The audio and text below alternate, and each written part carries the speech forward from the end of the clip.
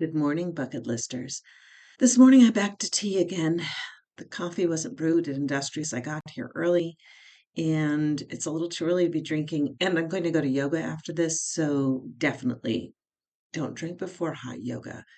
You will die. Actually, it didn't kill me, but we won't discuss what happened. It wasn't pretty, and I won't do that again. So that said, here we are, another week. What a crazy week it has been. I traveled. I went to Vermont. I went to my high school reunion. We talked about the fact that I'd be doing that.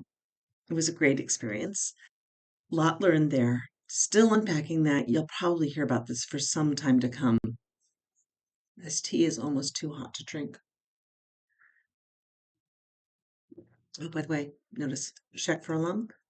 This is a reminder, do self-breast exams and get your annual mammograms. Mine is scheduled. How about you?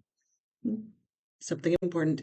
And if you are an Arizona person, look up Check for a Lump. Great organization doing a lot of things for women who are going through breast cancer treatment and finding a life after. Really good group. So, high school reunion, everything happening, traveling, disorienting, traveling for 36 hours on a flight that should have gotten me home by midnight on Tuesday.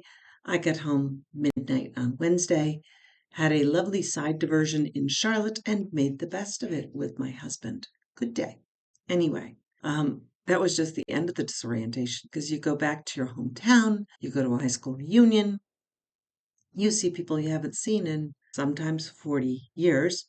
The memories that come up bring what people think about you. And then visiting your hometown, buildings that are gone, buildings that are new. And I drove by my house that I grew up in, and they're gutting it.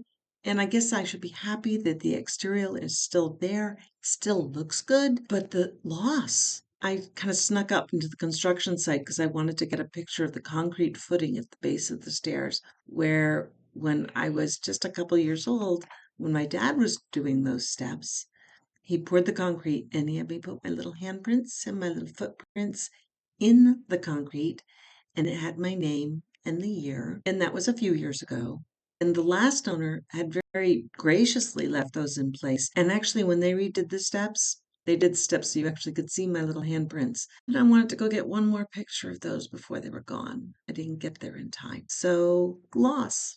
Epic loss? No. Will it change my life? No. But I was looking forward to seeing my little handprints and my little footy prints and thinking about that time with my dad, how he had a way of making things special. Maybe having parents like that is part of the reason I believe in the wonderful bucket list life and I want to help other people get to that same place. I believe it's attainable for everybody. And, I talked to one friend this past week who we've known each other for many years. And she said, do you ever worry about talking about living a great life and living a life of privilege? And it's true. I do live a life of privilege. I am lucky to be secure in my home and my food supply and so much more. And I realize that it's not always about having everything. As a matter of fact, my parents grew up during the Depression. They grew up with food scarcity. There were times when they weren't sure what tomorrow would bring, and they saved like they might never get another paycheck. And they also made even the little things special. That, to me, is more of the bucket list life than having it all. Yeah, some people have amazing lives and they jet set all the time, and I jet set more than most. I know that. But at one point in my life, I was a single mom, and I remember one Monday morning looking at the bank balance and realizing I had $10 to get through the week. Now, fortunately, I had a job. I knew at the end of that week there would be another paycheck. I knew the mortgage wasn't due immediately, nor were any of the other major bills.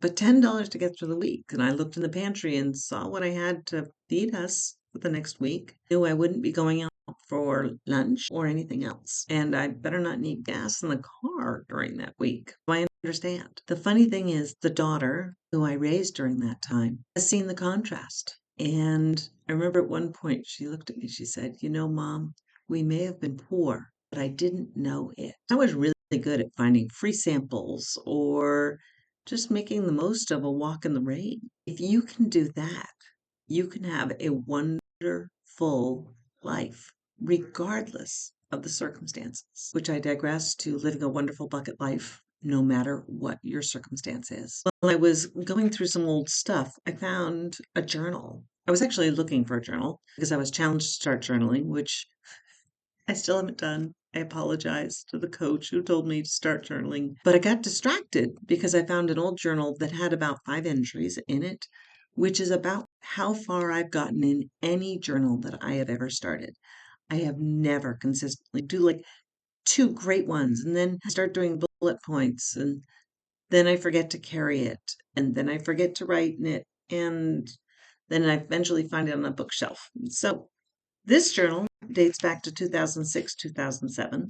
The first entry was September 21st, 2006. And I was going through a lot at that point in time. I'd recently had a big confrontation at work, and I knew that a job transition was coming. I was ill prepared to do that. I was supporting the family at that time. It was a tough time. And I wrote a lot of really great things, which I wish that I had found that a few years ago, or maybe listen to myself because that is a journal entry from 17 years ago. And I was really moved because I wrote about my daughter and I wrote about learning about myself. I was so moved that I typed it up and emailed that to that same daughter to whom I was speaking or thinking of when I wrote it. And she was so grateful to hear that I've been through some of the same things and that it's nothing new and we're all good. So that was interesting. The other interesting thing happened were two things in this journal that really blew my socks off. One was this grid, which you probably can't read, but this was written on June 1st, 2007, more than 17 years ago. And on this grid, one choice was radical change, one choice was incremental change. A radical is going up, incrementals going down. To one side is solution known, and to the other is solution unknown. And the word that was in the corner by solution known and radical change was profit. Now, just last month in June of 2024, I decided to call this podcast The Imperfect Prophet. That seemed like a radical notion at that moment in time because profit, who becomes a prophet? Like, don't you have to go up on some sort of holy mountain and have the voice of God, which, of course, in our patriarchal society is always a booming male voice? We need to work on that, don't we? Anyway, and that's how we become prophets. And I actually had a friend argue with me about calling this podcast The Imperfect Prophet because it comes with a lot of baggage and connotations about religion and understanding. And then I said, no, a prophet is someone who delivers a message that's on their heart. And that's what I'm doing with you. I am delivering messages that are on my heart because I have a sense that somebody out there needs to hear whatever message I'm delivering that day. Now, I'm not going to say every message is for every person, but no prophet ever really wrote messages for everyone. They wrote messages for the people who needed them. So I'm hoping you're the person who needs to hear this message today. But anyway, the word prophet, it was in my head 17 years ago. I just forgot. I knew. Why do we not listen to ourselves? Why do we not listen to our instincts? Why do we not listen to our intuition? And why do we not go back and listen to ourselves again? So that's how I feel like we're on the right place and I'm doing the right thing. Now, the other interesting thing that was in this same journal, and this is also on June 1st, I was talking about what makes me feel most alive. And all of those are things that I've told you already on this podcast: music, textures, color. Oh, orgasms was on that list. Well, they do make you feel alive. Smells, lilacs, mint, lavender, your grandmother's cooking. So all these things were things that I knew 17 years ago. I enumerated that they make me happy. And have I revisited that list? Have I done that? Have I taken care of me all the time? I haven't. So please, just like I told my kids, learn from my mistakes. Don't repeat them. Write a list of things that make you feel alive and try and put those into your day every single day. Maybe not all of them, but maybe one thing a day. I said smells. When I'm in New York City, I have to wander into the Hershey store. I just love the smell. It's so good. I don't even have to eat any chocolate, although I do have a little withdrawal if I go in there and don't eat chocolate. So, yeah, I do eat chocolate. They give you a free sample. So, make a list of the things that give you life. Make sure you're incorporating those into your life every day. Okay, not all of them every day. That would be a lot. That could take a lot of time. Although I guess if I looked at this list every day and said, have I found a way to put color in my life? Oh, yes. I put on a pretty scarf. Oh, yes. I touched up my lipstick. So I guess I do put color in my life every day.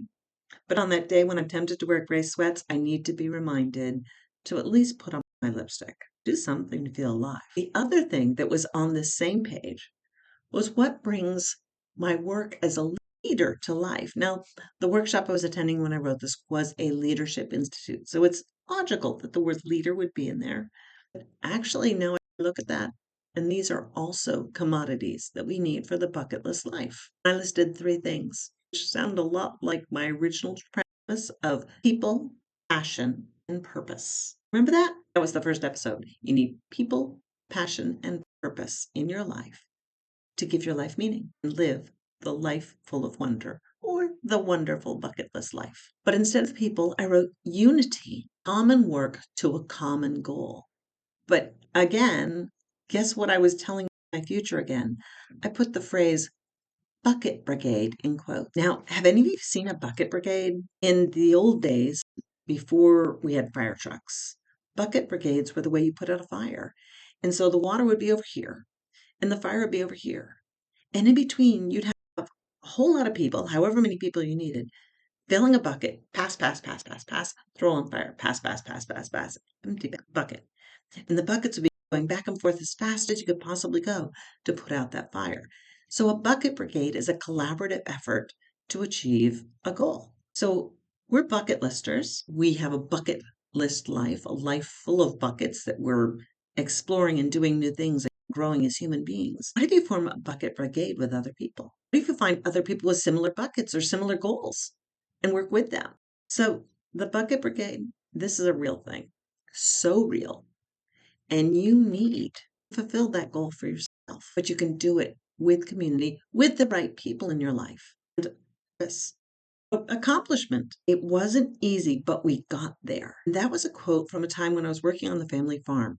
We knew the rain was coming, and the hay had to get in before the rain came, or it would be ruined. It grows mold. It's no good anymore.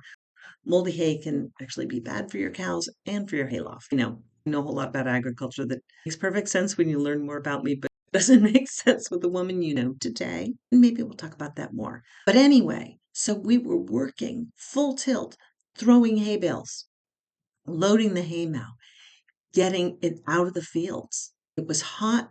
It was dirty. We were scratched up. We were exhausted. But that feeling of accomplishment when you did it and then the rain came later, that was amazing. So, purpose, it makes you feel good to achieve things. This whole notion of paper plate awards, don't agree with it. It is good to learn how to achieve your potential. Go for it. Little steps. And passion, purpose, people. Passion. A hero is called positive change. And I wrote in quotes, I did that. Did that. When was the last time you said those words? When was the last time you looked at something and said, I did that? Painting a wall, making dinner, looking at your child. If you have raised a child, whether you birthed it or not, you did that.